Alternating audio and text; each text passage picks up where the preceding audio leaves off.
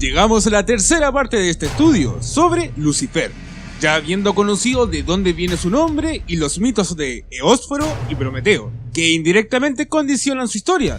Pero si aún no has visto los capítulos anteriores, te invito a que los revises porque puede que no entiendan mucho de lo que te hablaré ahora. Dejaré sus links en la descripción y los comentarios.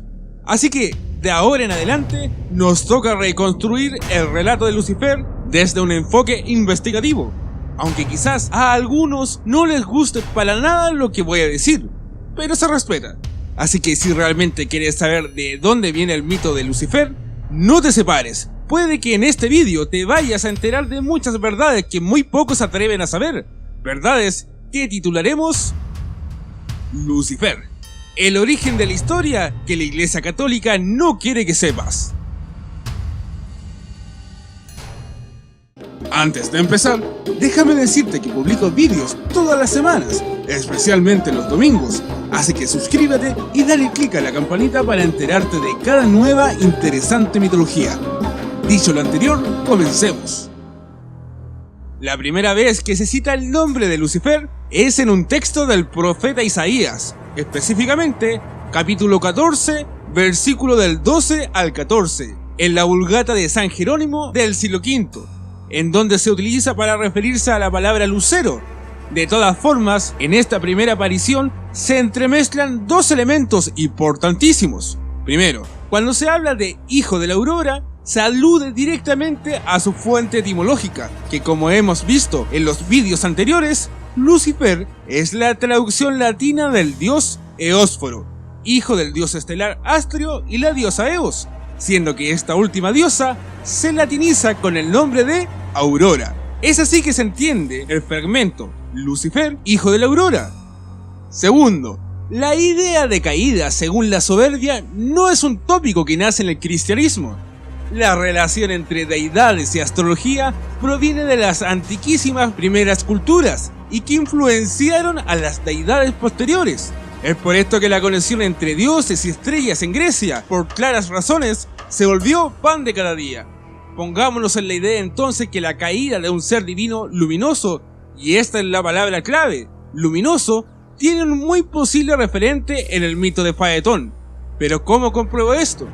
Este mito tiene tres elementos replicados por la historia de Lucifer. Faetón representa el rasgo de la soberbia al no hacer caso a su padre Helios, por lo que en un arrebato conduce el carro solar. También es castigado por el dios supremo Zeus y lanzado por un rayo desde los cielos cayendo al río italiano Po.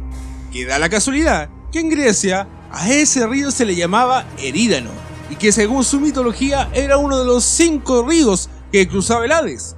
En otras palabras, Faetón cae del cielo y termina en el Hades por la soberbia, al igual que Lucifer.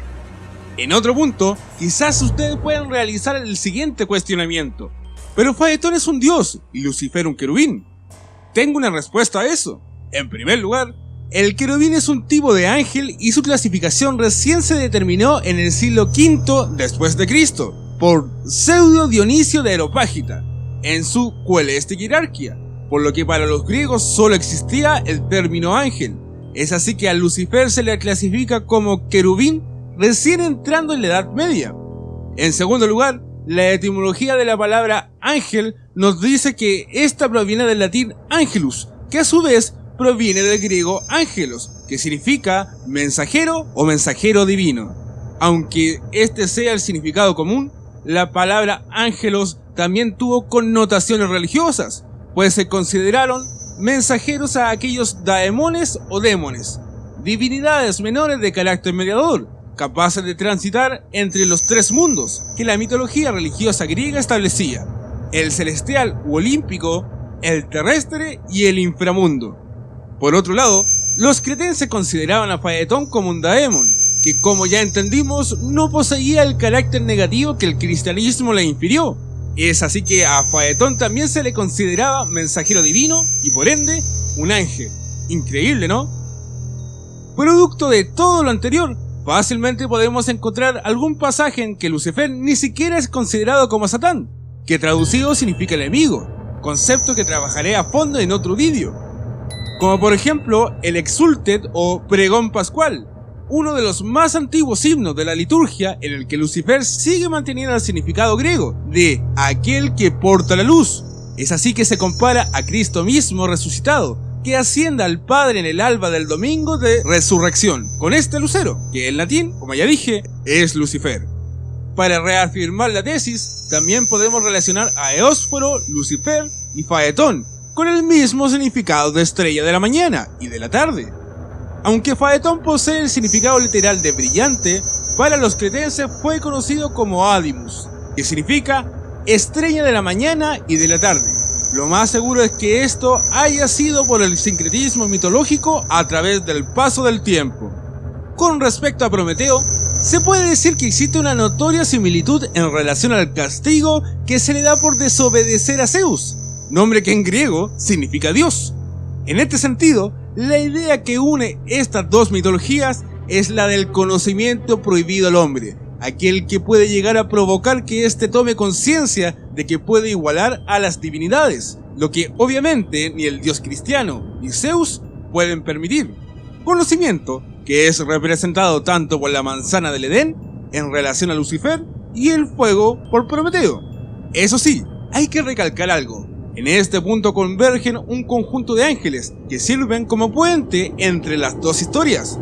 Estoy hablando de los Grígoris, quienes aparecen por primera vez en el libro apócrifo de Enoc. El punto está en que tanto en la historia de Lucifer como en la historia de los Grígoris, también llamados vigilantes, ocurren dos caídas de ángeles.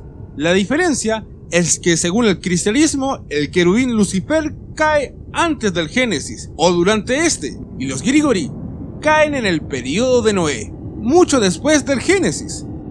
Dentro de este conjunto de ángeles fácilmente podemos destacar a Samael y a Asael, entre otros.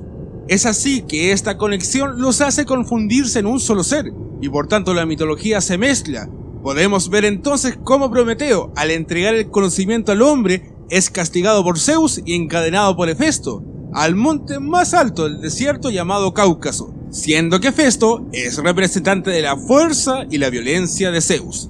De la misma manera, Asael, al entregar el conocimiento prohibido a los hombres, también es encadenado al monte más alto del desierto en Dudael, una especie de prisión hecha solo para los ángeles caídos, encadenado por el arcángel Rafael. En relación a Samael, nuevamente aparece la idea de conocimiento prohibido que produce la caída, pero además otras mitologías lo hacen partícipe, en conjunto con Lilith, del episodio en que se le entrega el fruto prohibido a Eva, o Pandora, si aludimos a Prometeo. Para finalizar, es tanta la coincidencia que tanto en el mito de Prometeo como en aquellos relacionados a los Grígoris existe la presencia de un diluvio para limpiar la generación pervertida de humanos. Por el lado del cristianismo tenemos a Noé y su familia, y por el lado griego tenemos a Deucalión y Pirra. Hasta acá, el tercer capítulo de la verdadera historia de Lucifer.